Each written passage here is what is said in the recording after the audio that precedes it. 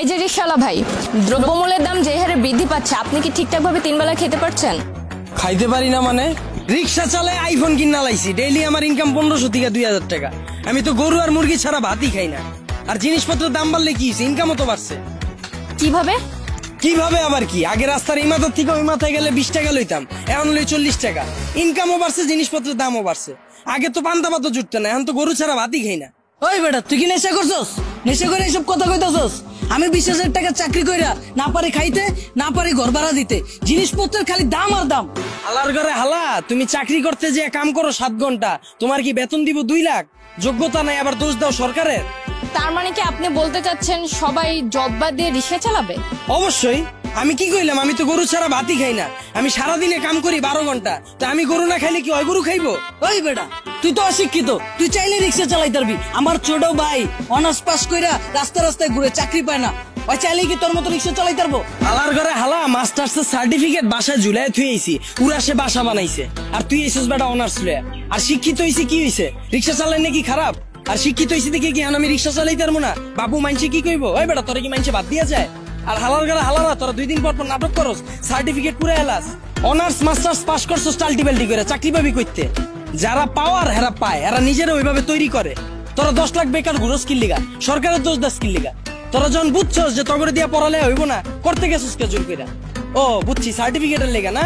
বিয়ার সময় যেন কইতে পারো যে আমি গ্রাজুয়েট, আমি ইঞ্জিনিয়ার, আমি শিক্ষিত। এসব বন্ডামি বাদ দিয়া তোর বাইরে রিক্সা লয়ে বেরিতে পার। তার মানে আপনি কি বলতে চাচ্ছেন, আপনি নিজেও অনার্স মাস্টার্স কমপ্লিট করছেন, কিন্তু নিজেকে ওইভাবে তৈরি করতে পারেননি, যার কারণে আপনার জব হয়নি? হ্যাঁ অবশ্যই, মিছা কথা কমুকে। আমি নিজের ওইভাবে তৈরি করিনি, আমি জবও পাইনি, আমি রিক্সা চালাই না শুরু করছি। আর এই যে 10 লাখ বেকার ঘুরতেছে, একটাও কি বুকে হাত দিয়ে কইতে পারবো নিজে সর্বোচ্চ চেষ্টা করছে? আর এই যে 10 লাখ বেকার ঘুরতেছে, একটাও বুকে হাত দিয়ে কইতে পারবো নিজে করে ওইভাবে তৈরি করছে, নিজে করে সর্বোচ্চ চেষ্টাটা করছে, তাও চাকরি পায় নাই? সারা রাত খেলছে কার্ড, সারাদিন গার্লফ্রেন্ডের সময় দিছে, ওরা চাকরি পাইবো কইতে? যারা পাওয়ার হেরা পায়। আর গ্রাজুয়েশন কমপ্লিট করছিস, ভালো কথা, বইয়া রইছিস কে? ব্যবসা কর, উদ্যোক্তা ঝুঁকি ল, 1000 মানুষের লেগে রাস্তা খোল, এসব বন্ডামি বাদ দে। আপনি খুবই গুরুত্বপূর্ণ বিষয় তুলে ধরেছেন, কিন্তু বাংলাদেশের মতো এরকম গরিব দেশে দ্রব্যমূল্যের দাম বাড়াটা কি স্বাভাবিক? ভাই খারান, এই দেশ গরিব দেশ কেটা কইছে আপনারে? এই দেশে 150,000 কোটি টাকার সিগারেট বিক্রি হয়, বিশ্বের ভিতরে 5 নাম্বার বিড়িখোর বাংলাদেশ। এই দেশে মানুষ 20 কোটি, স্মার্টফোন চালায় 23 কোটি, বাইক চলে 30 লাখ, প্রাইভেট কার চলে 50 লাখ। এই দেশ আবার গরিব হয় কেমনে? ওই বেটা, যারা গরিব ওরা গরিবই আছে, আর যারা বড় লোক ওরা বড় লোকই হইতাছে। এমনি দেশ চললে সবাই তো না খেয়ে মরবো। হালার ঘরে হালা, 1974 সালের পর থেকে এখন পর্যন্ত কেউ না খায় মরছে? তুই তো নিজের বুকে হাত দিয়ে কইতে পারবি এখন পর্যন্ত কোনো একবেলা না খায় রইছস? হালার ঘরে হালা, 3 বেলা তো ভাত খাসি, লগে আবার বিকালের নাস্তাও মারাস। আর যে কস জিনিসপত্রের খালি দাম বাড়তাছে, খামু কেমনে? জিনিসপত্রের দাম বাড়লে খাস কে, কিনস কে? বুঝে আমারে? তাহলে কি আপনি বলতে চাচ্ছেন সাধারণ মানুষ না খেয়ে থাকবে? এনে আপনি আবার সাধারণ মানুষ কই পেলেন? এনে তো সবাই অসাধারণ, আমরা সবাই বাংলাদেশি, আমরা সবাই এক। একটা জিনিসের যদি দাম বাড়ে, আমরা যদি এটা খাওয়া বা ব্যবহার করা বন্ধ করে দিই, দেখি ব্যবসায়ীরা কার কাছে বেচে।